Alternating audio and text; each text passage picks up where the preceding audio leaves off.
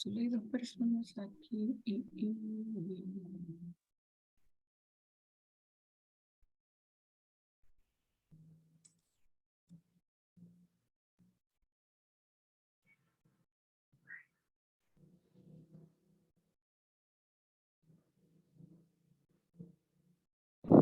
cable abajo para tratar de subsistir, de mantenerse y con el tiempo será peor. En el caso de la locución se ha llegado incluso a niveles en los cuales... Buenas tardes, qué bueno que nos acompañan, qué bueno que están acá en esta actividad educativa. Hoy una actividad educativa muy especial. Casa Abierta está en mes aniversario y comenzamos hoy con una actividad muy importante, con un tema de mucho interés y con una persona con mucha experiencia, con mucha preparación para poder acompañarnos, unos amigos de Casa Abierta desde Argentina. Así que le damos las gracias porque ustedes estén aquí acompañándonos, y así serán todas las actividades del mes de julio. Van a ser con motivo del mes aniversario de Casa Abierta. Entonces, todos los temas van a estar vinculados a la problemática de droga, al uso problemático de sustancias, a las adicciones en sentido general. Así que gracias de manera especial a las personas que se conectan desde otras organizaciones amigas fuera del país, como es el mismo facilitador que viene desde AILEN, una institución en Argentina, y otras instituciones que aquí nos están también acompañando en este Zoom. Hoy vamos a pasar a nuestro director ejecutivo para que presente el tema y para que presente a Fabián Chioso, que es el facilitador del día de hoy. Él está acompañado de su nieto, así a quien también saludamos, a Isaac.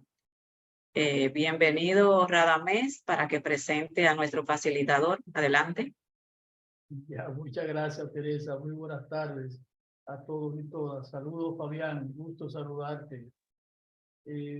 Hoy empezamos las actividades del 49 aniversario de Casa Abierta.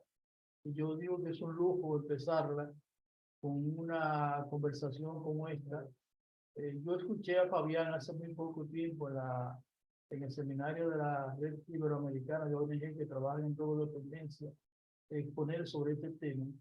Y me dije que es interesante que podamos tener nosotros acá en nuestro país un conversatorio de ese tipo.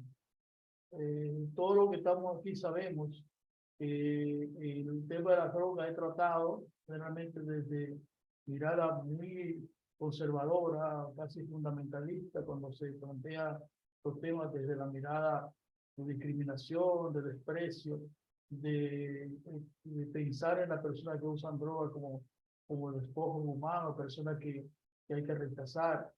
Sin embargo, cuando uno escucha a Fabián hablar de este tema, una persona que tiene experiencia en este trabajo en diferentes organizaciones en las que ha estado colaborando.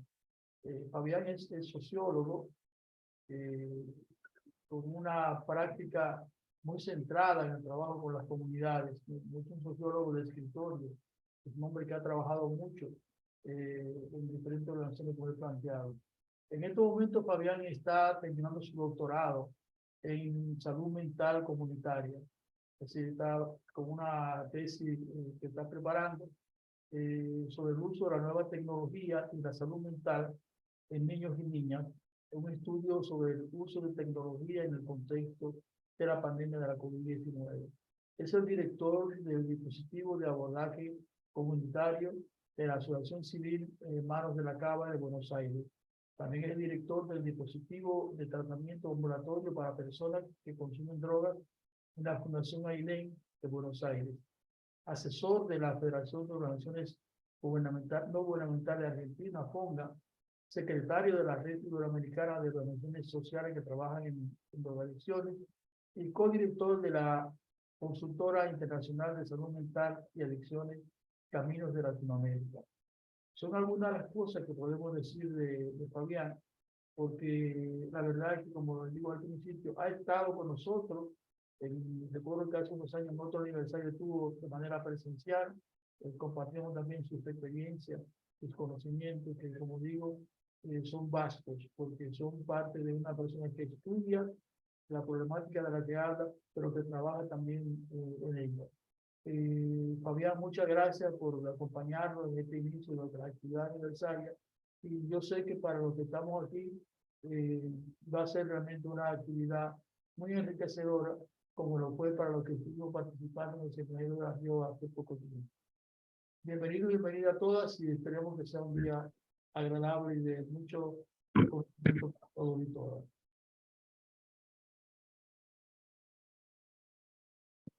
Bueno, Juan, un placer estar acá.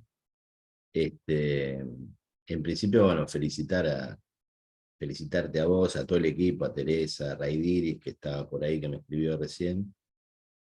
Y feliz cumpleaños, ¿no? 49 años. No es nada, como dice el tango, ¿no? Y es un montón de experiencia, de aprendizaje, de poner el cuerpo. Bueno, vivir 49 años en este trabajo y sostenerse es todo un gran milagro, ¿no? Y habla, bueno, de la calidad de la gente que lo sostiene y del trabajo que se hace, ¿no? Así que nada, la idea es conversar con ustedes y compartir algunas reflexiones. Yo no sé cómo tienen pensado los tiempos, Juan o Teresa o Raidiris, pero La idea es que, bueno, pueda exponer por unos 40 minutos y después dejar unos cuantos minutos para el diálogo. dale. Pero si quiere interactuar con las personas en medio de la exposición, tampoco hay problema. Bueno, si les parece, vamos empezando, ¿no?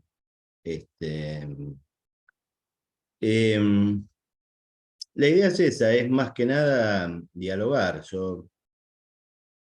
Bueno, tengo un sesgo para el enfoque de una problemática de salud como es el de las drogas, y es que soy sociólogo. Entonces, inevitablemente, la mirada más vinculada a la salud se cruza todo el tiempo con una mirada más vinculada a las dinámicas sociales, ¿no? Yo trabajé mucho tiempo, dirigí una comunidad terapéutica, y trabajamos con niños y adolescentes de sectores marginales, ¿no? De barrios muy pobres, en una época muy dura de la Argentina, en los 90, donde fue la inserción más fuerte y más dura del neoliberalismo, y bueno, y todas las consecuencias que eso trajo, de mucha marginalidad, mucha exclusión social, mucha violencia social también. Y eso, de alguna manera, también a los que trabajamos con niños y adolescentes nos instaló una variable en el trabajo crucial, que era cómo trabajar con gente que padeció las contradicciones sociales más fuertes, que se quedó sin trabajo, y con el tiempo, yo por ejemplo hoy trabajo en una villa de emergencia, en un centro comunitario, donde tenemos ya la tercera o cuarta generación de personas excluidas del sistema formal de trabajo, de educación y demás.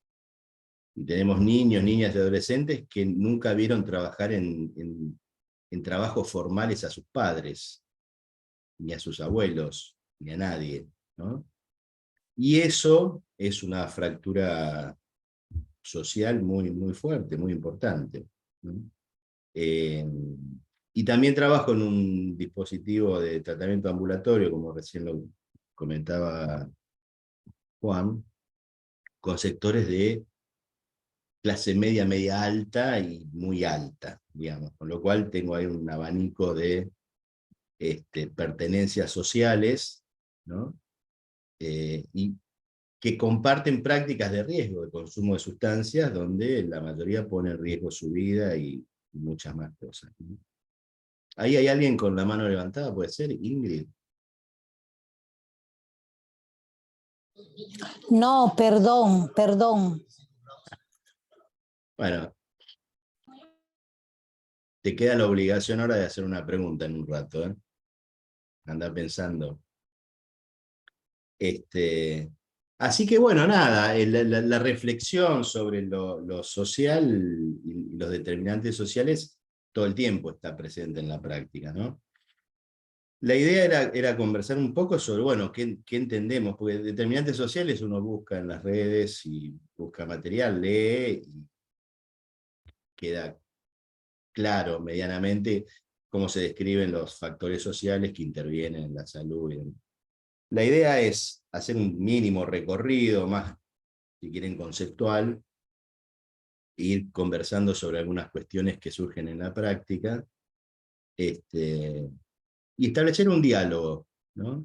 Yo, mi pareja, la mamá de mi hijo Amadeo, es psicóloga, es psicoanalista, y tenemos una discusión ya de 10 años por lo menos, y es que no logro que lea a Pierre Bourdieu, uno de los sociólogos para mí son más importantes, y que tiene todo un planteo muy interesante de la teoría de la acción y de herramientas para la comprensión del fenómeno de las drogas desde un lugar. Bourdieu no habla de las drogas, yo lo hago hablar de drogas si querés, pero una mirada para entender la dinámica de las prácticas vinculadas con el consumo de drogas que no está centrada en la salud o en la salud mental solamente, no está centrada, no está puesta desde la salud, ¿no? Es decir, el consumo de sustancias como prácticas que están condicionadas y determinadas por un contexto, ¿no? Bueno, todavía no logré, que yo leo más de psicoanálisis y de psicología que ella de sociología, pero es un diálogo que me parece interesante porque lo veo en los equipos técnicos. Yo dirijo equipos de profesionales con... Últimamente vengo sumando profesionales sin experiencia directa en adicciones para poder ir trabajando con ellos en el armado de una mirada más integral. Pero los profesionales que tienen mucha trayectoria en el campo de la salud mental y las adicciones, muchas veces cuesta salir como de un molde teórico, conceptual o epistemológico, ¿no? Que está centrado en el psiquismo individual, ¿no? Y entonces, bueno, es toda una aventura de el diálogo y la posibilidad de trabajar y de construir objetos teóricos nuevos, ¿no? Que podamos salir de nuestras disciplinas y pensar con otro nivel de complejidad distinto, ¿no? Yo ahora voy a compartir un trabajito, que es el que compartí en España, que mencionó Juan. ¿Por qué? Porque en la red iberoamericana, que reúne organizaciones de América Latina y de Europa, de España básicamente, que trabajan en drogas, venimos planteando esta discusión muy fuerte, ¿no? La idea de los determinantes sociales, de la salud, o sea, cómo lo social es un elemento co-constitutivo de las dinámicas de salud y de enfermedad, de enfermarse y de curarse. Y venimos planteando toda una serie de modelos de abordaje desde esta mirada, que ahí ustedes en las redes de la RIOD pueden encontrar dos documentos interesantes al respecto, que es después se los paso bien para que lo puedan ver. Digo, y con estos compañeros de distintas experiencias de América Latina y de distintas experiencias del contexto europeo, básicamente español, vamos pensando, ¿no? Cómo complejizar el abordaje de las drogas, ¿no? De las problemáticas que están vinculadas con el consumo de sustancias, digamos, para ponerle un poquito más de vuelo. Vamos a ver, acá está. Miren que... No, me equivoqué de pantalla.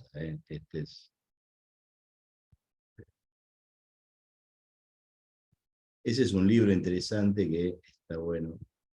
Después se los voy a recomendar.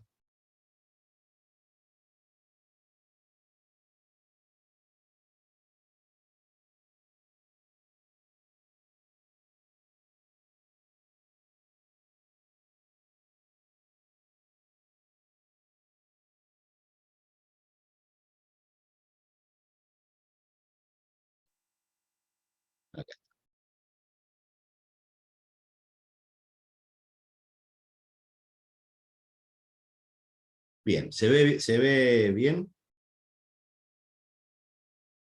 ¿Se escucha bien Sí, también? sí, se ve y se escucha bien. Exactamente. Bueno, porque a veces tengo problemitas con el sonido, por ahí, si se ven, me avisan. Bueno, acá en el título está un poco planteado, ¿no? Los determinantes sociales y un concepto que es la atención centrada en la persona, ¿no? Hay varios modelos de pensamiento que plantean la atención centrada en la persona. Vamos a ver qué quiere decir en este contexto, ¿no?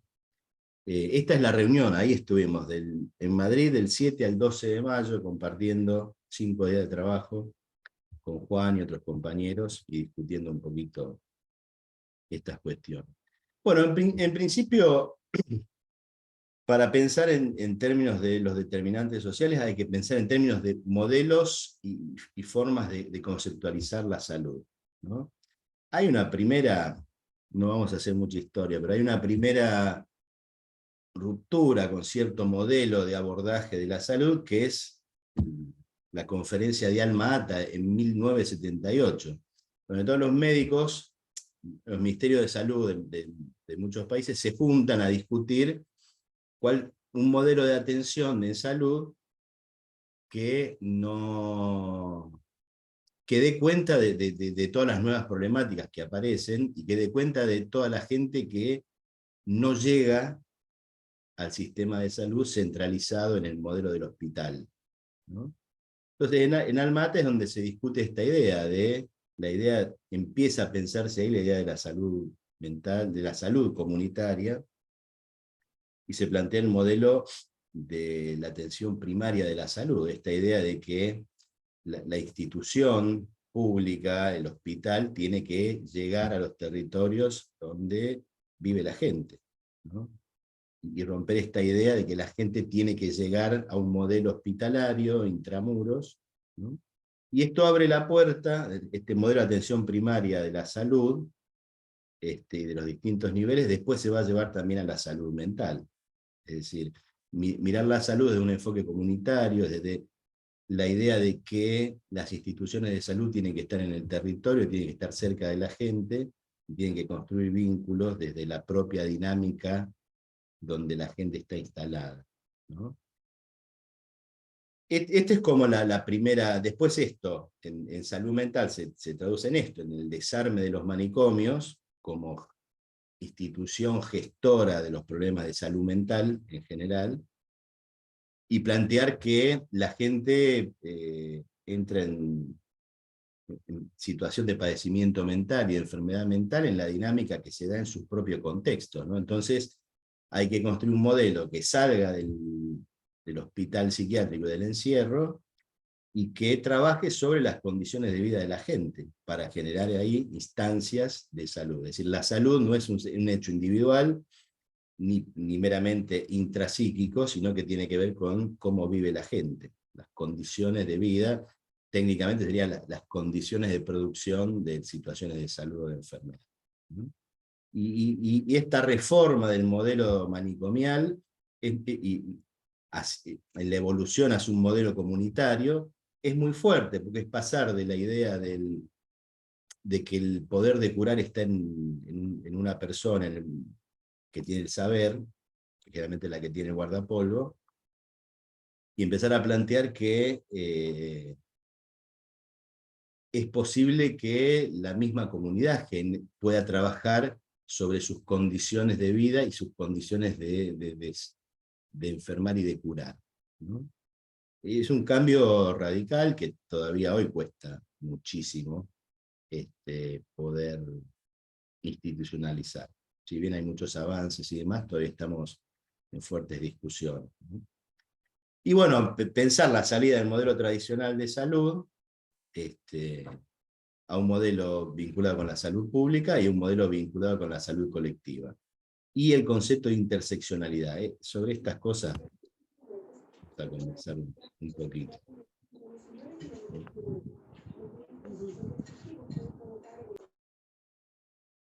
Bueno. El enfoque de salud pública, esto está sustentado conceptualmente en los informes, en los trabajos de la red iberoamericana, de la RIOD. Así que lo que yo estoy diciendo acá lo van a encontrar después en los documentos, donde los pueden leer con mucha más tranquilidad y profundidad, ¿no?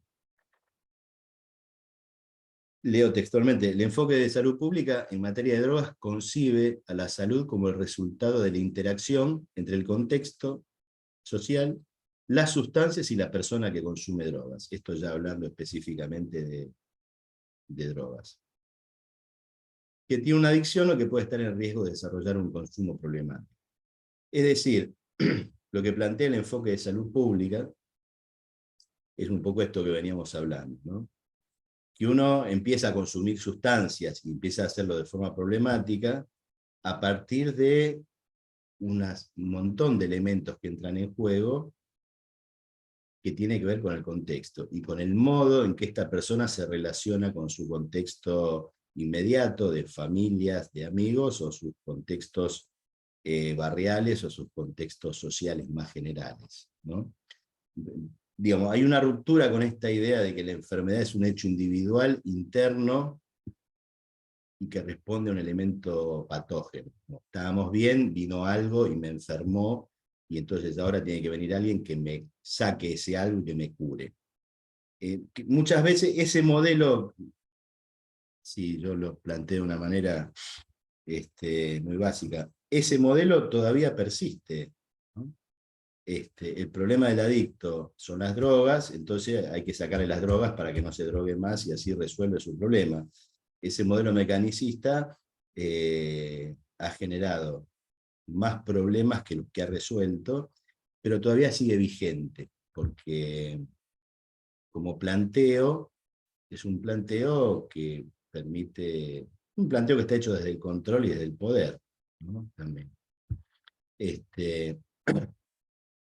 En este modelo, este enfoque de salud pública, ¿no? que considera esto, que la gente se informe en relación al contexto, bueno, supone que el Estado tiene que diseñar políticas públicas que ayuden a los ciudadanos a manejar estilos de vida considerados saludables, ¿no?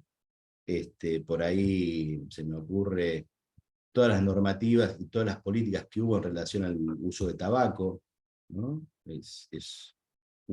Todas las políticas en relación a la alimentación, cómo alimentarse. Hoy está muy en boga esto de los estilos de vida saludables, ¿no? Cómo generar espacios para que los jóvenes hagan deportes, se diviertan, la pasen bien, gestionen bien el tiempo libre, y de esa manera, con ese modo de vida saludable, sea de alguna forma un elemento, un factor protector y preventivo de conductas de riesgo vinculadas al consumo. El objetivo principal del enfoque de salud pública es la intervención temprana, la reducción de daños asociados al consumo, el tratamiento, la rehabilitación. Es decir, es un enfoque preventivo, es un enfoque que pretende reducir los daños vinculados con los consumos, detectar a tiempo, esto la detección temprana es muy importante, ¿no? Tiene un enfoque preventivo y propone el tratamiento y la rehabilitación para los casos que lo ameriten, ¿no? Y es básicamente, dice el texto de la RIOD, un enfoque normativo, es decir, hay una estructura de profesionales altamente capacitados que establecen las normas y definen cuáles serían los estilos de vida que son saludables para la gente, ¿no? Ese es un avance muy interesante en relación al modelo, porque al meter acá las condiciones sociales en las que una persona vive, se sale de esta dicotomía, uno está sano o uno es enfermo. Después lo vamos a ver esto, ¿no? Y establece que la dinámica entre el estado de salud y el estado de enfermedad es un continuo, ¿no? Donde intervienen muchos factores, no solamente un vector, ¿no? Bueno, este es el modelo, el enfoque de salud pública, que intenta complejizar la comprensión de las cuestiones de salud, y especialmente el tema de las drogas, que es un poco nuestro tema, y definir también lineamientos para el Estado, ¿no? ¿Qué hacer, cómo manejar la salud que no sea desde un concepto restrictivo y dicotómico, ¿no? Una vuelta, si se quiere, conceptual o metodológica al enfoque de salud pública es el enfoque de salud colectiva. El enfoque de salud colectiva es un poco lo que veníamos hablando, ¿no? Dice lo mismo. El proceso de enfermarse tiene que ver con la relación que establecen los sujetos con un contexto, ¿no?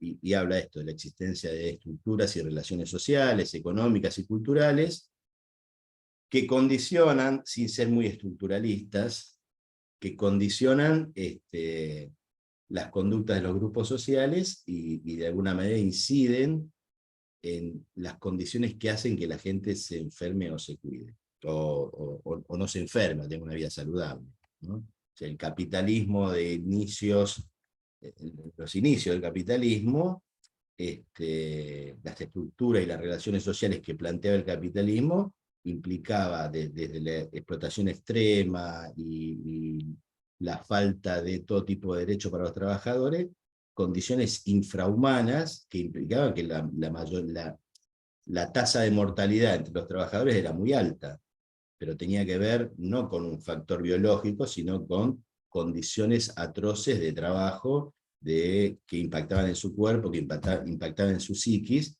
y que impactaban en su calidad de vida, ¿no?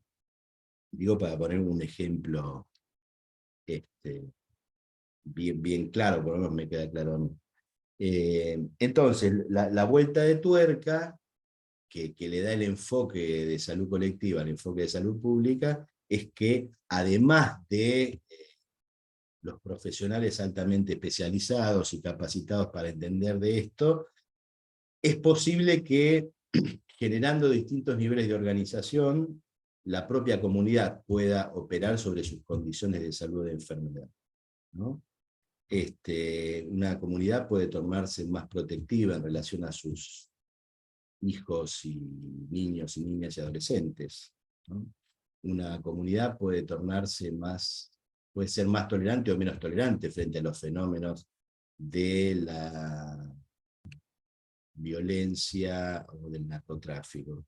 Una comunidad puede generar condiciones de cuidado y de solidaridad, ¿sí?, que son elementos centrales para todo lo que tiene que ver con la salud física y la salud mental, ¿sí?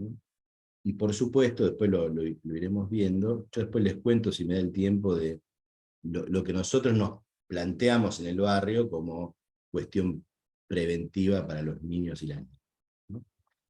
Para pensar una idea comunitaria. Igual, Casa Abierta tiene una experiencia extraordinaria al respecto, así que pueden aportar muchísimo más que yo. Bueno, en la comisión de trabajo de salud pública de la red, se plantea esto, ¿no? Que conceptualizar el consumo de drogas y sus problemáticas asociadas desde un enfoque de salud pública y comunitaria debería contemplar todos estos elementos, ¿no? A ver, que a mí esto me tapa un poquito. Bueno, no alcanzo a ver el primer punto que plantea porque me lo tapa la herramienta del Zoom. Bueno, el segundo punto es una atención holística y centrada en la persona, el respeto absoluto a la dignidad de las personas. Fíjense que acá aparecen factores que no tienen nada que ver ni con el psiquismo, ni con los determinantes biológicos, ni con el enfoque de las neurociencias, ¿no? Que ponen en el cerebro casi, te diría, que la explicación de todos los procesos humanos. Ahora vamos a conversar sobre eso también. La perspectiva de la acción comunitaria, garantizar los derechos y la universalidad de la atención de calidad para toda la población afectada por el problema de las drogas, el reconocimiento de la reducción de riesgos y daños como estrategia fundamental e integrada, la familia como entorno inmediato de socialización y vínculo afectivo. Por ejemplo, yo dirigí muchos años la Federación Latinoamericana de Comunidades Terapéuticas, y uno de los trabajos más duros fue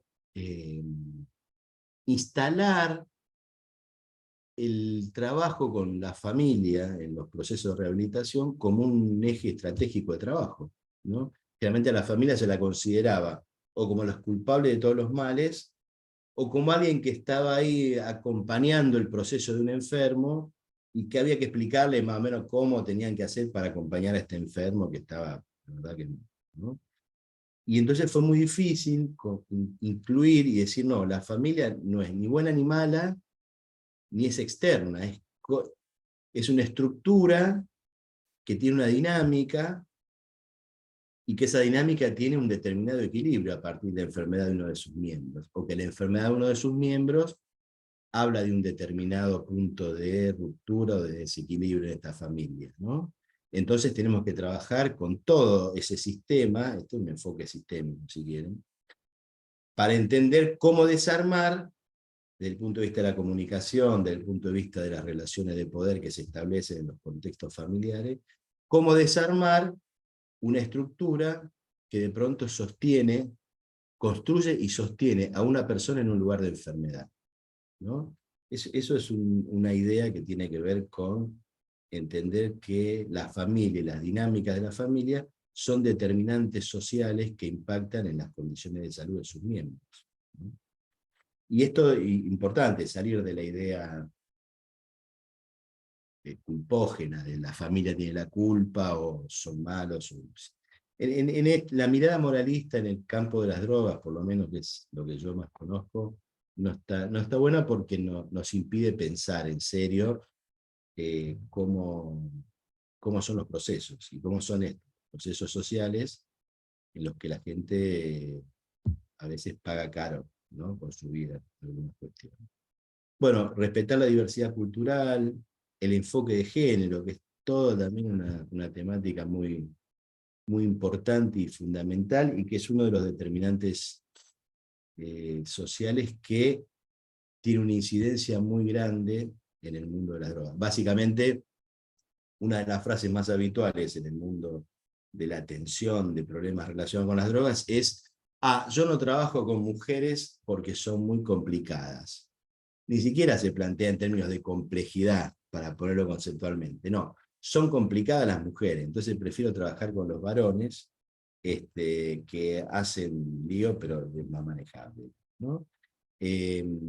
Salir de esos esquemas, de hecho todos los modelos de atención, por lo menos la mayoría de los modelos, se construyeron en función de un estigma que es el adicto, la idea del adicto, varón, joven, consumidor de sustancias, ¿no? Todos los dispositivos. Después incluir a las mujeres y ni les cuento incluir todo el fenómeno de la diversidad sexual y demás, es un trabajo que todavía hoy apenas está empezando, por lo menos en muchos lugares y con mucho esfuerzo, ¿no? La perspectiva generacional y la protección y el cumplimiento de los derechos humanos, ¿no? Es decir, para pensar desde el enfoque de salud pública y comunitaria hay que tener en cuenta todos estos elementos, muchísimos de los cuales, prácticamente todos, tienen que ver con el contexto social, político, económico, cultural, valorativo, ¿no? Bien, el concepto de interseccionalidad. Me parece que es un concepto que da para mucho, ¿no? Yo acá voy a hacer una explicación muy básica, pero dice: la interseccionalidad permite, a nivel macro, entender la historia por la que los cuerpos han pasado a causa de las opresiones que sufren: género, racismo, pertenencia de clase, edad. Bueno, hay toda una discusión de fondo para llegar a esta conceptualización, pero básicamente es cada uno de nosotros, ¿no? Estamos atravesados por condicionamientos que tienen que ver con nuestro género, con la raza a la que pertenecemos, con la pertenencia de clase, es decir, el sector social, con la edad, y que todos esos elementos entran en juego a la hora de entender por qué una persona consume sustancias y pone en riesgo su vida, ¿no? Y lo que dice el concepto de interseccionalidad, que estos condicionantes sociales, es decir, la pertenencia social, por ejemplo, o el género, no impacta en todas las personas de la misma manera. En cada sujeto, su pertenencia de género, de raza, de clase, de su edad y demás, impacta de distintas maneras. Es decir, a ver, no todos los niños, niñas, adolescentes del barrio en el que yo trabajo van a correr el mismo destino, van a terminar drogándose y muertos por la policía o presos, ¿no? Es decir, la pertenencia social o la pertenencia de clase no impacta en todos de la misma manera, pero impacta. Y el trabajo es entender de qué forma en cada una de las personas con las que nosotros trabajamos, esto impacta en el punto donde influye en la construcción de su personalidad y de su historia y de su proceso de salud y de enfermedad.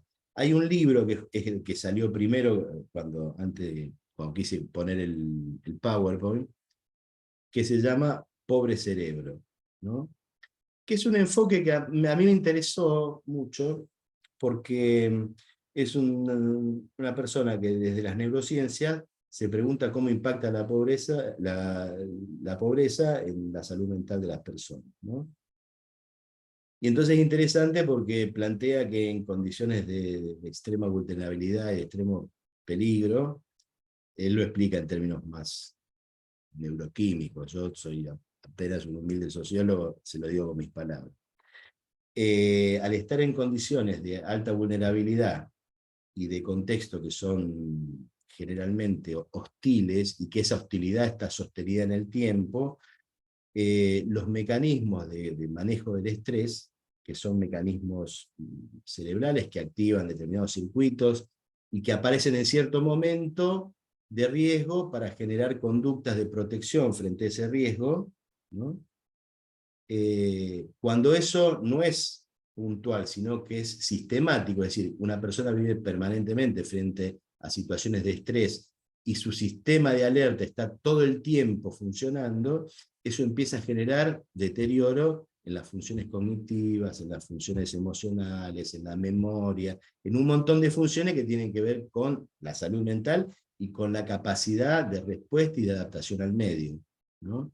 Entonces, me pareció interesante ese libro porque no es de los que leí, porque yo leí algo de Facundo Manes, que por ahí ustedes lo conocen, que no me gusta, pero bueno, es mi problema. Esta persona me parece que da en el clavo con esto, y que para lo que estamos hablando acá es un ejemplo interesante, ¿no? Es un determinante social como es la pobreza o varios que se juegan en el contexto de la pobreza, que no operan en los sectores de clase media. Yo el otro día hablábamos sobre el impacto de las políticas punitivas de drogas en la construcción de subjetividad de los niños de sectores pobres. Medio largo el título. Entonces yo decía, bueno, la diferencia, por ejemplo, yo tengo un hijo de 6 años. Él va se levanta todos los días, lo llevamos a la escuela, va a su compañerito, va a jugar al fútbol, va a natación, vuelve a su casa y en ningún momento se cruza con un policía o con nadie que tenga una fuerza de seguridad. Y si se lo cruza de lejos, como el auto de la policía que pasó con las luces que le llamó la atención. Un chiquito en el barrio donde yo trabajo, todos los días de su vida se va a cruzar con algún efectivo de la policía, sea bonaerense, sea federal, sea gendarmería, y es muy probable que muchos de esos encuentros sean traumáticos, porque tienen que ver con alguna situación violenta, porque tienen que ver con alguna forma de abuso de poder que generan la fuerza de seguridad en relación a los chicos, o porque vinieron a buscar a alguien, algún familiar, o porque se tirotearon en el barrio. Es decir, estos son elementos que juegan. La constitución de la subjetividad de este chiquito tiene niveles de impacto de su contexto que no son pensables en el contexto de mi hijo y sus amiguitos, por ejemplo. Habrá otros elementos, por supuesto, que impacten en ellos, ¿no? Entonces, no es cualquier cosa empezar a pensar este tema de la interseccionalidad, ¿no? Yo se los dejo como un concepto para que ustedes averigüen, investiguen, piensen. Este es el librito, Pobre Cerebro, Sebastián Lipina.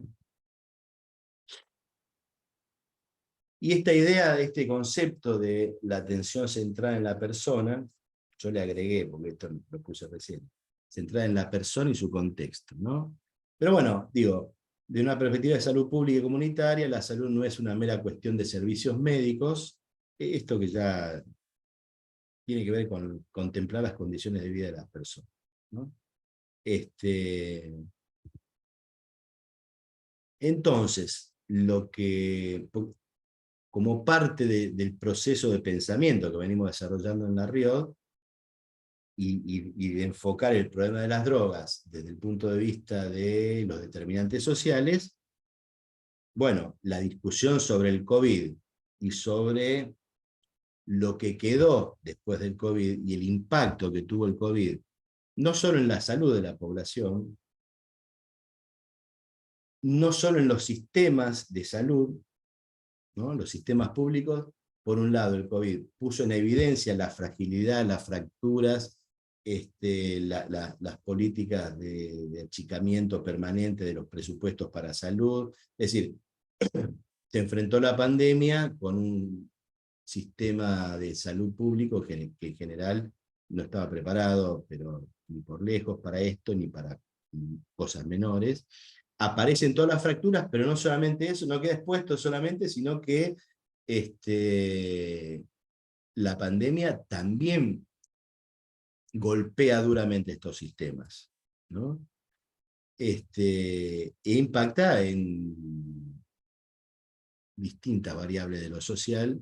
Yo creo que le quita a los estados nacionales su capacidad para reaccionar, y que los efectos de ese impacto van a durar un tiempo, ¿no?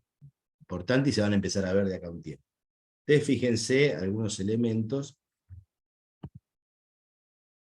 Durante la pandemia se da un aumento de la pobreza y de la pobreza externa. O sea, la pobreza, fíjense, de 1990 a 2014, la pobreza vino bajando de manera sistemática en América Latina. ¿Sí? Han mejorado las condiciones de inclusión social y las condiciones de vida. Y también la indigencia, ¿no? A partir de 2014 eso empieza a revertirse, es decir, empieza a haber más pobreza, ¿sí? Y durante la pandemia se alcanzan niveles de pobreza que llegan al 32%, se estabiliza el nivel de pobreza en América Latina, pero sigue creciendo la pobreza extrema, ¿no? Que es un proceso bastante complejo, que implica, en números absolutos, esto. En 2022, post-pandemia, hay 201 millones de personas pobres en América Latina, que es un número similar al que había en 1990, con lo cual, desde el punto de vista de la CEPAL, del Centro de Estudio para América Latina y el Caribe, hubo un retroceso en términos de la pobreza a valores de hace 20 años atrás, ¿no? O sea, impacto de la pobreza. Y hay no solo un incremento, fíjense que hay 82 millones de personas en condiciones de pobreza extrema. Pobreza extrema es que ni siquiera alcanzan a juntar el dinero necesario para cubrir los gastos nutricionales cotidianos. Es decir, no alcanzan a juntar la plata, no ya para vestirse, para ir a la escuela, para comprar remedios, sino que ni siquiera alcanzan a juntar plata para comer todos los días, ¿no? Y fíjense en que la indigencia en el 90 era de 64 millones, hoy estamos casi 20 millones por encima de eso, con lo cual esto habla de un deterioro, de un impacto y de un deterioro muy fuerte de gran parte, de grandes poblaciones, digamos, en América Latina. Y sabemos por experiencia, pues lo hemos vivido en cada crisis, y los que trabajamos directamente en esto lo vemos, que cuando hay fuertes crisis sociales, los niveles de consumo de sustancias y de problemas de salud mental aumentan, ¿no? Entonces, ¿habrá que ver cómo impacta esto en el consumo de sustancias? Sí. Estos son los indicadores de trabajo, por ejemplo. Durante 2020, y en plena pandemia, cayeron muy fuerte el empleo formal, la línea roja, y el empleo informal, ¿no? Fíjense los niveles de caída tan fuertes. De a poco empiezan a recuperarse, y empiezan a recuperarse hacia 2001 con fuerza. Pero la recuperación más fuerte del empleo tiene que ver con el empleo informal. Es decir, hay mucha gente que perdió su empleo formal y que volvió a trabajar, pero en un empleo precario, sin seguridad social, sin salarios dignos, sin estabilidad. Es decir, hay una mayor precarización del trabajo, lo cual implica una mayor precarización de las condiciones de vida de la población, ¿no? Y esto sigue aumentando, y esto impacta más fuertemente, dice la CEPAL. Cuando uno lee el Centro de Estudio para América Latina y los análisis que hace sobre América Latina, es realmente preocupante, ¿no? Ver para dónde estamos yendo. Y dice la CEPAL, esto impacta básicamente en los jóvenes, en las mujeres, si hay más mujeres desempleadas que hombres desempleados, hay más mujeres en trabajos precarios y de baja productividad que hombres, hay muchos jóvenes que empiezan su carrera laboral, por decirlo de alguna manera, en trabajos precarios y mal pagos, y sin derechos, y sin seguros, y sin nada, ¿no? Y por supuesto, esto termina impactando en niños y adolescentes, ¿no? Fíjense, porque este es un indicador interesante, todos nosotros sabemos que la pobreza y todas las problemáticas que se dan en los niveles en relación a la pobreza impactan con más crudeza y con más saña en los niños y niñas, ¿no? Entonces, decía la CEPAL en su momento, el incremento más considerable de la pobreza en los niños puede darse, fíjense, en Europa y en Asia, puede aumentar hasta un 44% la cantidad de nuevos niños que pasan a ser pobres, y en América Latina puede haber un aumento de hasta el 22%. Es decir, América Latina tiene 81 millones de niños en situación de pobreza, ¿no?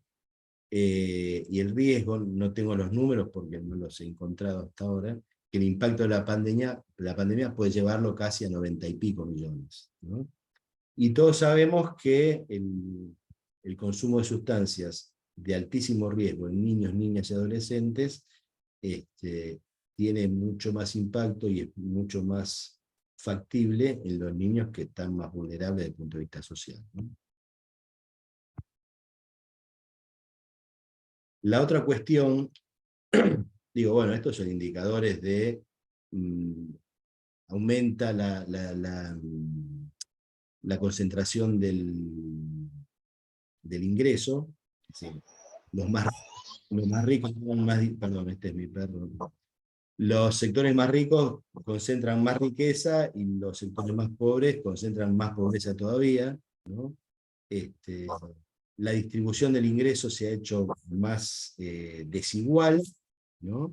Y esto impacta necesariamente en las condiciones de pobreza, de precariedad y de exclusión social, ¿no?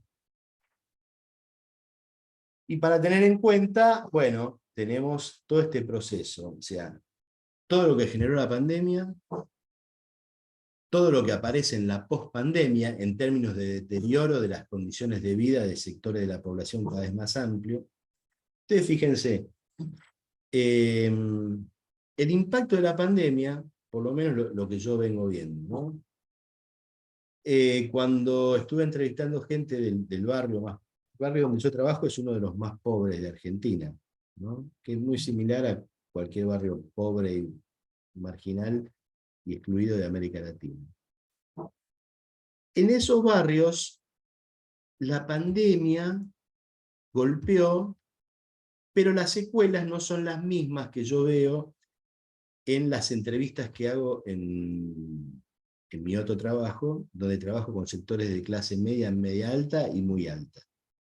¿Por qué? Porque lo que vengo detectando es por lo menos el 60% de las entrevistas que hice en el último año refieren que la pandemia fue el momento donde una persona que venía consumiendo empezó a consumir más y se descontroló, y de pronto pasó de un uso medianamente controlado de ciertas sustancias a una situación de dependencia y de adicción, o donde muchas personas que no consumían empezaron a consumir, y especialmente empezaron a consumir alcohol. Y empezaron a consumir alcohol de una manera compulsiva en el contexto de un, por llamarlo de alguna manera, de un quiebre personal de su salud mental, de su emocionalidad y de su contexto de relaciones. Es decir, lo que fracturó la pandemia, digamos, por un lado fue necesario el aislamiento para cortar el contagio y demás, pero por otro lado, ese aislamiento y las secuelas de ese aislamiento que duró en el tiempo, fracturó las redes de pertenencia social y los lazos sociales y emocionales. No sé, cada uno de nosotros, no, yo tengo mis padres grandes, con lo cual no los vi por 3 años, ¿no? Esa ruptura generó situaciones de padecimiento mental grave. Y en el campo de las drogas se ve por esto que les digo. La mayoría, inmensa mayoría refiere que a partir de la pandemia empeoró su situación, y muchos refieren que a partir de la pandemia empezó a consumir, y empezó con una mezcla de consumo de sustancias y problemas de salud mental, ¿no? Como si esto fuera poco, aparece la guerra Rusia-Ucrania con todo el impacto, por un lado emocional, que implica tener semejante guerra en este momento, y con todo el impacto socioeconómico también, ¿no? Los fenómenos de inflación, de mayor empobrecimiento, son situaciones muy, muy fuertes y muy complejas. Por otro lado, tenemos el impacto de la tecnología, ¿no? Durante la pandemia, fue uno de los puntos de inflexión en el desarrollo o en la inserción de la tecnología en la vida cotidiana de las personas, ¿no? Fue una herramienta extraordinaria para intentar recomponer el vínculo con el mundo, pero hizo su aparición absoluta, diría yo, casi en la vida de todos nosotros. Y entonces, por ejemplo, por eso yo planteé mi tesis sobre el uso de tecnología. Mi hijo y sus amiguitos, no quiero ser autorreferencial, pero digo, un punto de partida para de dónde se me ocurran algunas ideas. Mi hijo y sus amiguitos empezaron a usar tecnología con la pandemia, es decir, a los 2 años y medio, 3. Y empezaron a usarla de una manera sistemática, porque cada uno de nosotros tenía que sostener a la vez su trabajo en forma virtual. Entonces nadie había que cuidar a los chicos empezaron a manejar tecnología. Y aprendieron rápido, porque la tecnología tiene una característica, que es que uno no tiene que hacer un curso para aprender. Los adultos sí, yo mandé a varios psicólogos que hagan cursos para saber cómo subir informes a la internet. Pero los chiquitos aprenden jugando y aprenden aprendiendo. Con lo cual, hay toda una generación de niños y niñas que se incluyeron en la tecnología y que tardaron casi nada en independizarse de sus padres y del mundo adulto para manejarse en el mundo de la tecnología. Algo que a ellos les llevó 1 año y medio, a nosotros nos lleva 5, o en el mejor de los casos. Con lo cual ahí tenemos un impacto que también tenemos que empezar a mensurar, ¿no? ¿Qué va a pasar con esta generación que maneja una exposición a la tecnología que se ha salido de nuestra capacidad y posibilidad de acompañamiento y de control, y que no sabemos para dónde, porque es un mundo absolutamente nuevo el de la tecnología, que nunca antes nadie de nosotros vivió, ¿no? Y bueno, en cuanto a los observatorios nacionales e internacionales, lo que planteamos nosotros es decir, bueno, señores, empiecen a investigar estos fenómenos, cómo estas fracturas, cómo la pandemia y las fracturas que devienen de la pandemia impactan en las poblaciones, y cómo esto impacta en la salud mental de las poblaciones.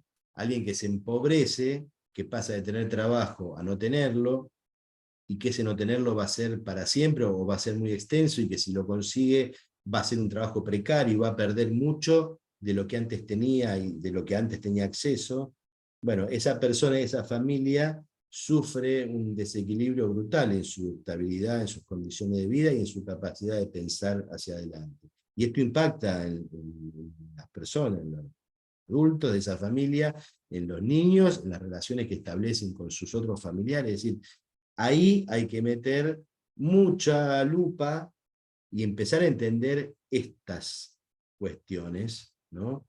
Porque ya no es un problema solamente de cuánto más va a consumir la gente, sino que quiebres, qué impacto han tenido los quiebres sociales en las personas que empiezan a consumir de una manera extremadamente complicada, ¿no?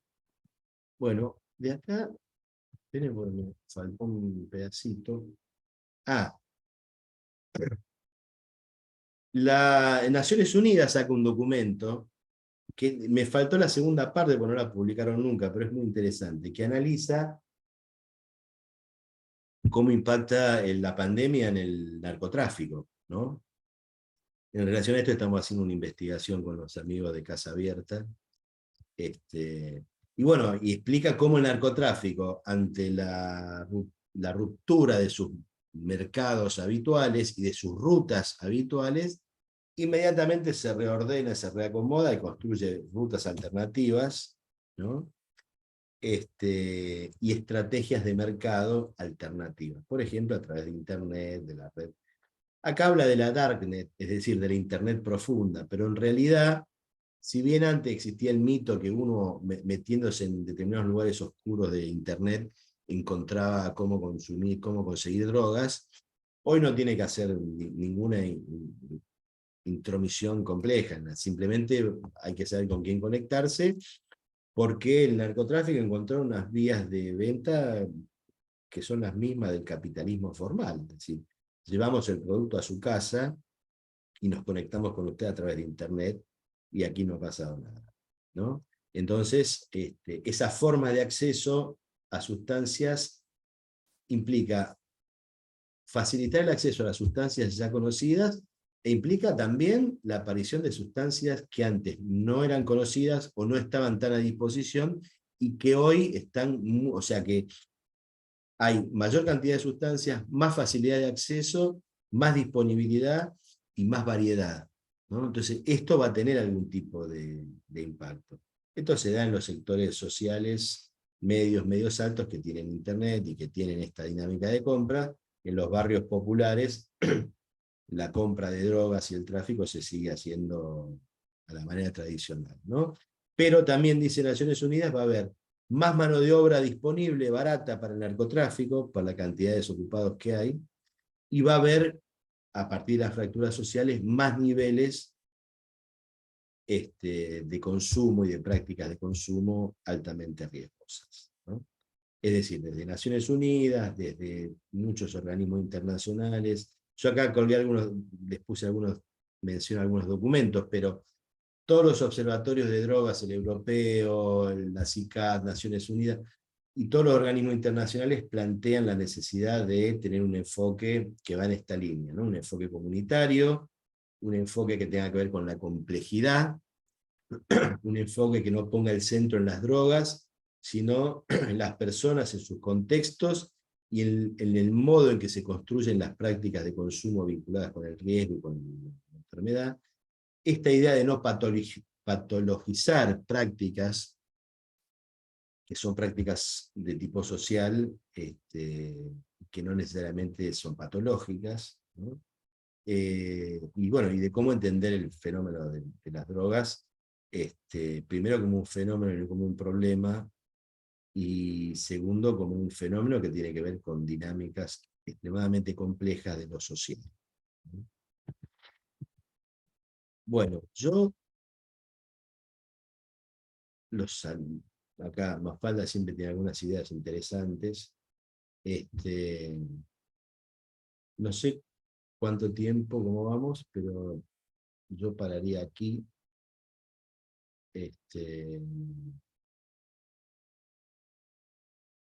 Y empezamos a conversar, si les parece, o si quieren sigo un cacho más, pero se van a aburrir mucho si sigo hablando.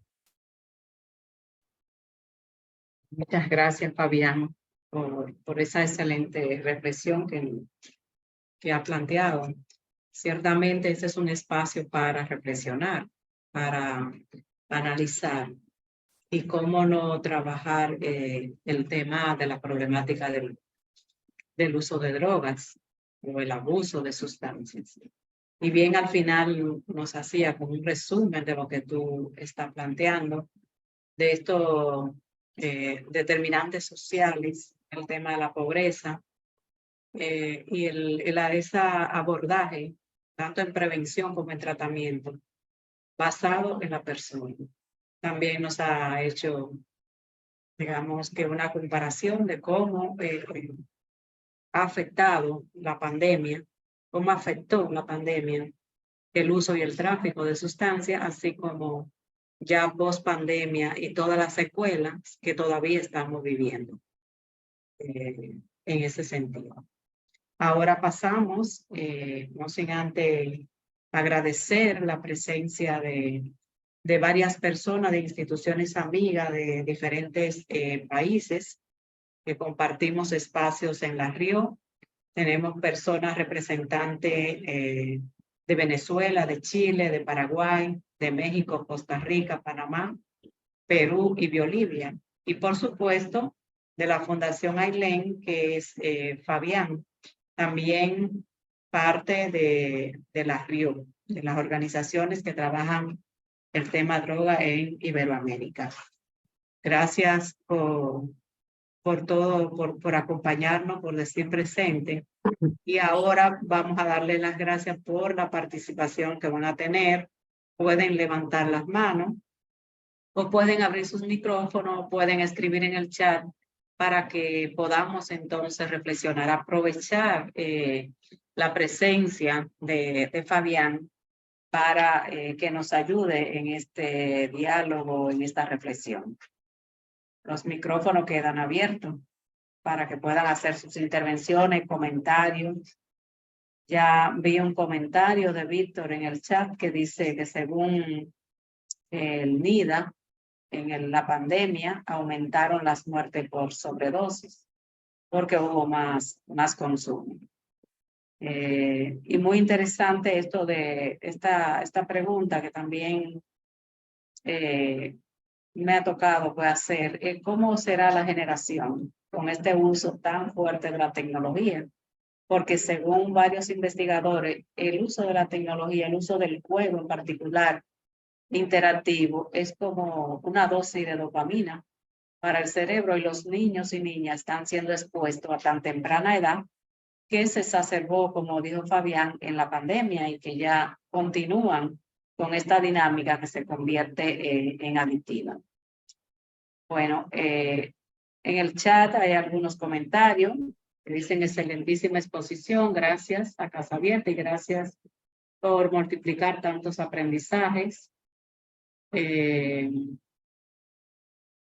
Dice Soraya que sí, que es adictivo, no sé a qué se refiere, supongo que el juego, si pueden comentar. Está abierto para hacer preguntas, no solamente por el chat. Sí, el juego, la tecnología, el alto nivel de adicción. Escuchaba una doctora hablando de que era como dar una dosis de heroína a un niño, tenerlo, no recuerdo por qué tiempo, en una interacción, la pantalla, un juego, cómo afecta al cerebro. Nos decía que cómo retirar el juego a ese niño. Hay que darle mucha actividad para que pueda compensar de alguna manera esa dosis que se da con el uso de esa pantalla. ¿Bien? ¿Están calladitos, calladitas? Sí, Teresa, buenas tardes. Buenas tardes, Soraya. Pero sin embargo, los padres, vamos a decir, de la generación milenio, no le ponen mucho control al uso de la tecnología y de juegos de los niños. Al contrario, ellos para no escucharlo gritar o que el niño le esté pidiendo algo, ellos mismos se lo facilitan y no le tienen como un horario de uso. Y son muchos los niños que están presentando ansiedad, todos los síntomas de una adicción no tóxica. Gracias, Soraya. No sé si quiere hacer algún comentario, Fabián, sobre eso Sí, que nos sí, sí, dice porque Soraya. es el fenómeno más habitual, ¿no? A ver, yo, hay muchos autores que trabajan estos temas y de manera más conceptual y algunos que en investigación aplicada, digamos, ¿no? El problema es este chiquito que queda expuesto a la tecnología, al uso de tecnología, porque es el modo en que su papá o su mamá o ambos lo mantienen ocupado mientras ellos hacen algo más interesante. Habla de la calidad del vínculo que tienen estos papás, sin hacer algún juicio, es una reflexión que yo hago también conmigo mismo, ¿no? El uso de la tecnología es inevitable, es parte de, para bien o para mal, del desarrollo de la humanidad y el escenario en el cual estamos, ¿no? Y eso va a cambiar inevitablemente la forma de comunicarnos. Ya lo cambió, pero le va a sumar muchísimo más con cada generación, porque cada generación también va a ir haciendo un uso propio de las enormes posibilidades que da la tecnología, ¿no? Entonces, por un lado, es necesario y es importante que los chicos aprendan a manejar el mundo de la tecnología, porque es el mundo donde van a tener que vivir y donde se van a comunicar y demás. El problema es cómo se hace esa exploración, ¿no? Porque hay un punto que yo siempre pongo más o menos el mismo ejemplo. Yo le puedo dar a mi hijo el celular para que no me moleste, o puedo entender que es el modo que tiene él y sus compañeros de jugar y de comunicarse, o mi hijo chiquito, pero en breve va a ser por ahí también, y que entonces tiene que... Ahora, el tema es si yo lo acompaño en ese proceso o no, y qué tipo de vínculo establezco yo con él. Yo me puedo desentender y decir, no, yo de tecnología no entiendo nada, arréglense, yo que... Entonces, lo que estoy haciendo ahí es establecer un tipo de vínculo, de desapego y de desentenderme de lo que le pueda pasar a mi hijo en relación a eso. Porque usted imagínense que a través del celular uno puede ingresar en un mundo tremendamente complejo. Por ejemplo, cuando los chicos miran YouTube, arrancan mirando dibujitos. Y se van encadenando los vínculos y terminan mirando cosas que, en el mejor de los casos, son cosas que no están hechas para niños y niñas. Están hechas para adultos y por adultos.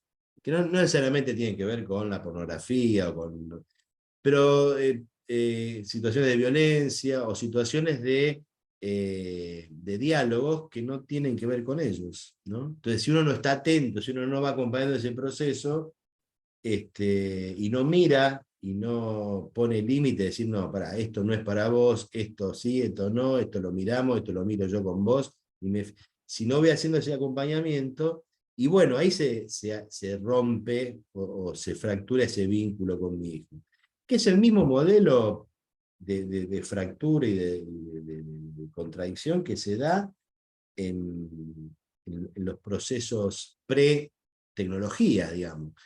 Cuando alguien llegaba a nuestro centro de tratamiento, venía con una relación quebrada con sus padres, ¿no? Que tenía que ver con esto, con la comunicación, con si los padres se hicieron o no se hicieron cargo de este chico o de esta chica. Entonces, el punto sigue siendo que la calidad de la relación que tenemos con nuestros hijos y cómo nos tomamos el trabajo de meternos en un mundo que para nosotros, yo tengo 56 años, cuando yo era chico no existían las computadoras. Creo que estaban en las películas de Batman, cuando Batman no tenía músculos y usaba calzas. Aparecían esas computadoras que eran unas cosas grandes con botones y que uno se imaginaba, que salía un papelito con información. Entonces para mí es todo un esfuerzo de meterme en el mundo de YouTube y entender, hay videos que Amadeo, que mi hijo lo mira con sus amiguitos, y lo disfrutan, y yo miro y digo, ¿qué disfrutan? ¿No? Pero bueno, es ahí donde yo tengo que hacer el esfuerzo, donde los adultos tenemos que hacer el esfuerzo de meternos y acompañar ese proceso. Y salir, siempre, también me lo planteo, de la idea fácil de la adicción a la tecnología, ¿no? Porque una cosa es el uso de la tecnología y otra cosa es la adicción y el uso problemático. Que hay que empezar a estudiarlo y hay que empezar a entender si eso es, si hablamos de lo mismo cuando hablamos de una persona con adicción a la cocaína que con una persona con adicción a la tecnología. Para mí hay fenómenos distintos que se juegan y que vamos a tener que construir herramientas distintas, ¿no? Básicamente porque la cocaína está ahí y uno va y la usa o no la usa según un montón de variables, pero la tecnología no es pasiva. Viene a buscarnos y se mete con cosas nuestras de las cuales muchas veces nosotros no tenemos ni idea que tenemos, ¿no? O sea, los algoritmos, la capacidad que tienen para modelar la conducta, para modelar la percepción de la realidad, para interactuar con la emocionalidad de uno, ¿no? Es interesante el video, ya se me va, hay un video en internet, hay dos videos, el gran hackeo es uno que habla de cómo en el Brexit, la separación de Inglaterra de la Unión Europea, se logró mediante el uso de tecnología para cambiar las elecciones políticas de los ciudadanos, usando información de Facebook y de toda la información que cada uno deja en Facebook de sus preferencias, y de sus ideas, y de sus likes y demás. Que fue previo a lo mismo que se hizo con la elección de Donald Trump en Estados Unidos, ¿no? Uno se llama El dilema de las redes sociales, que explica cómo los algoritmos funcionan para tenernos pendientes, ¿no?, de la pantalla, independientemente de la edad y demás, pero perfilando a cada uno y dándole lo que necesita para estar en contacto todo el tiempo. Y el otro se llama El gran hackeo, que analiza eso, el uso de la inteligencia para modelar posiciones políticas. Son dos videos que yo les sugiero que vean, a los que les interese, porque hay algunas claves ahí. Y no está planteado en términos paranoicos, ¿no?, de vienen las máquinas y nos van a dominar. No, es una forma reflexiva. Pero bueno, digo, sigue estando en juego la capacidad de establecer vínculos saludables o de no hacerlo, ¿no? Para mí. Es más complejo, pero me parece que es ahí. Así es bien complejo el tema de la tecnología por todas las variables que están envueltas. Bueno, esta actividad se transmite simultáneamente por Facebook y desde el Facebook están expresando la gratitud a ti, Fabián, como persona facilitadora por esta importante reflexión. A Casa Abierta también por el aniversario y por ser facilitador de estos espacios educativos. Y nos preguntan, aparte de todo lo que has compartido, si puede hacer referencia a algunas políticas públicas que se deberían asumir a raíz de esta descripción, de este análisis que tú nos haces. Bien. Bueno, en relación a la tecnología, me imagino. Bueno, a ver, vamos a plantearlo en términos generales. Yo creo que que las políticas públicas han ido variando de una mirada más punitiva, más el problema de las drogas son las drogas y los drogadictos, entonces hay que perseguir a las drogas y a los drogadictos como si fueran lo mismo, y enfocar el problema de la cuestión puramente de seguridad, ¿no? Es decir, el adicto, que es una palabra que no me gusta, pero es parte de la lógica. El adicto es parte de la cadena de narcotráfico, con lo cual es tan responsable él como Pablo Escobar. Entonces le corresponde el mismo tratamiento, ¿no? O sea, creo que las políticas se pensaron desde ese lugar y hoy me parece que están virando para lugares de más complejidad. Es cierto que una política de drogas debería incluir una política de trabajo, una política de intervención social, una política de educación, una política de género, es decir, no solo una política de salud, o sí una política de salud, pero con una mirada amplia, digamos. ¿Cómo trabajamos prevención nosotros en el barrio? Bueno, con un centro de primera infancia para trabajar estimulación temprana. Esto yo lo hablo muchas veces con los funcionarios. Es decir, bueno, ¿por qué un centro de estimulación temprana? Porque un chiquito que no pasa por lo que no llega al sistema público educativo, al sistema educativo, y no desarrolla su capacidad simbólica, sus habilidades sociales para incluirse en el sistema educativo, cuando tiene que hacerlo, cuando entra a primer grado, no tiene herramientas para manejar, herramientas simbólicas, emocionales, sociales y culturales para manejarse en ese medio. Entonces, su proceso va a ser deficiente en el mejor de los casos. Y si no, va a dejar de ir a la escuela, o la escuela lo va a terminar expulsando porque se le vuelve un problema.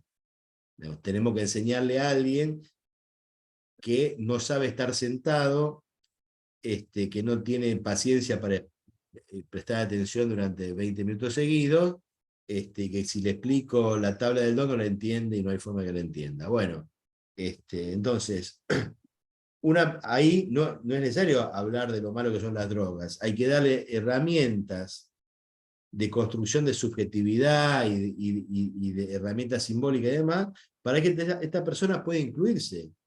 Entonces una política de drogas, por ejemplo, debería trabajar con las organizaciones que trabajan y tener, obviamente, la estructura del Estado para impactar en esta franja, ¿no? Cómo trabajar sobre el desarrollo de habilidades cognitivas, simbólicas, sociales, emocionales, para que los chicos puedan incluirse en el sistema educativo y no pase como pasa con una franja importante, por lo menos acá en Argentina, que ingresan, hacen los 7 primeros años de la escuela primaria, terminan, le dan el diploma, pero el niño o la niña no sabe leer ni escribir.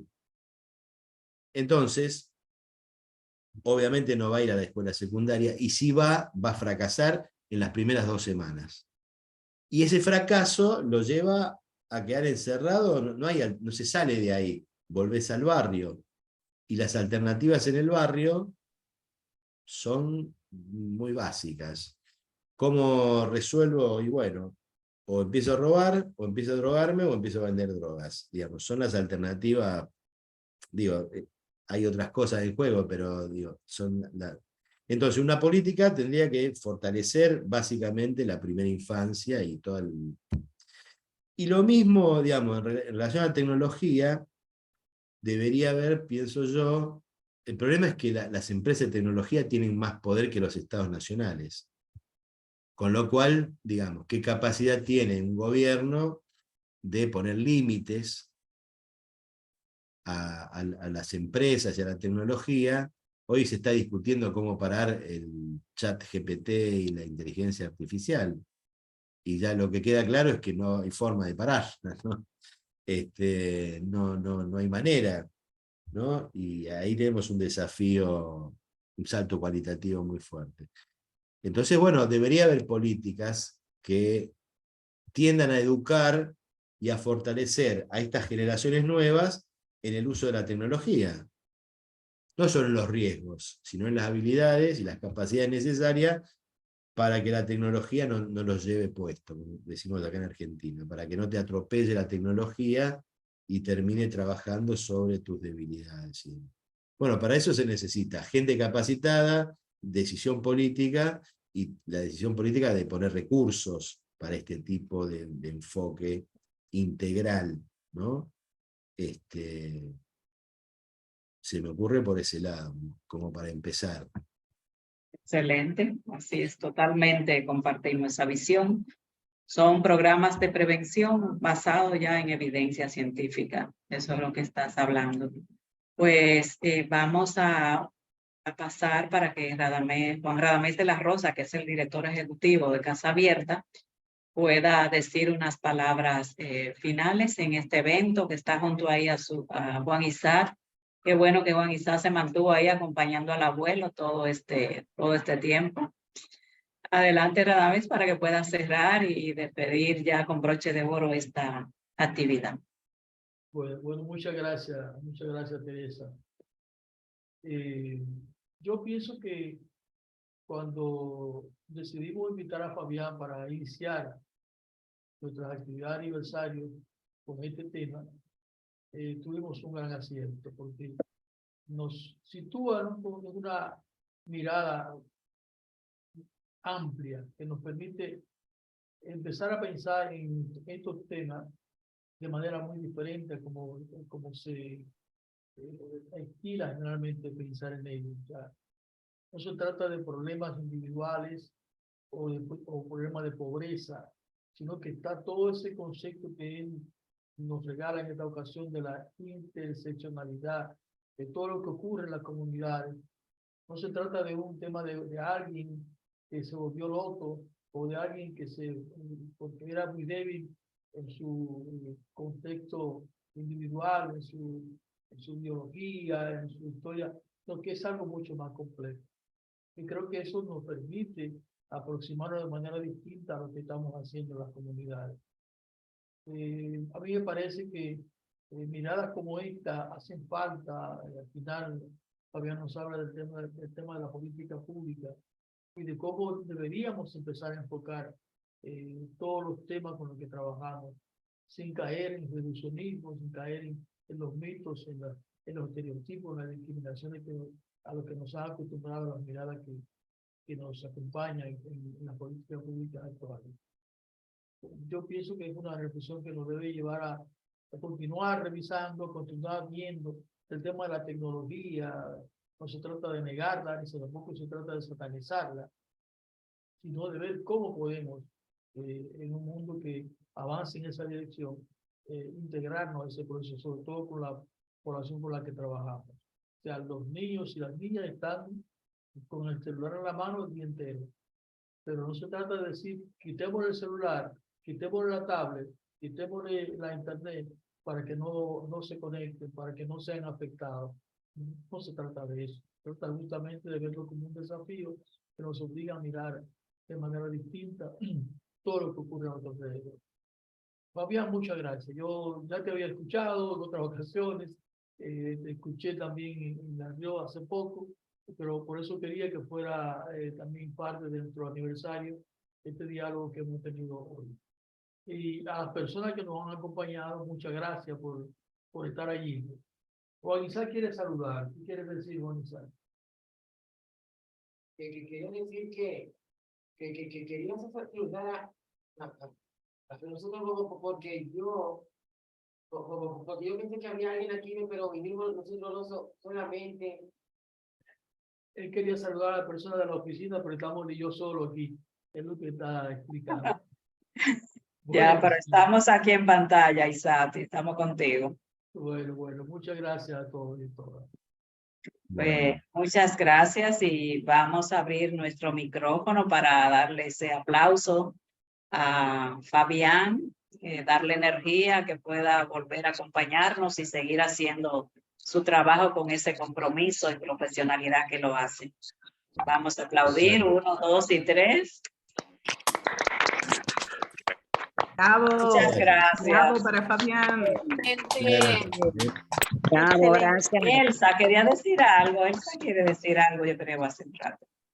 No, yo no quería decir nada, solamente quería saludar al equipo de Casa Abierta, y decirle mi casa abierta, mi familia, aunque estoy de lejos, un abrazo desde la distancia.